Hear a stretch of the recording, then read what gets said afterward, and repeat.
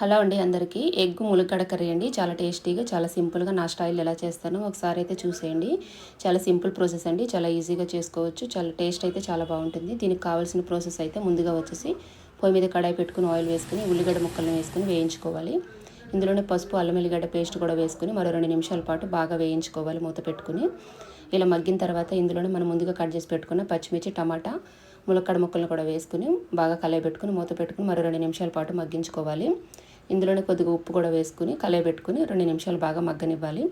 ఇలా మగ్గిన తర్వాత కారాన్ని అలాగే గరం మసాలా పొడి కూడా వేసుకోవాలండి. ఈ మసాలా పొడి నేను ఇంట్లోనే రెడీ చేసుకున్నది. ఇదంతా కూడా వేసుకుని బాగా కలయబెట్టుకోవాలి. ఎగ్స్ని అయితే నేను ముందుగానే ఉప్పు, కారం, పసుపు వేసుకుని ఆయిల్లో బాగా వేయించుకున్నానండి. తర్వాత ఇందులో వేసుకున్న తర్వాత 2 గ్లాసులు వాటర్కి అయితే వేసుకుని బాగా ములిగే విధంగా ఇలా వేసుకోవాలి. అంతేనండి. 20 మినిట్స్ ఉడికితే సరిపోతుందండి. ఇందులోనే కొద్దిగా కొత్తిమీర వేసుకోవాలి. చాలా టేస్టీగా అయితే ఉంటుందండి.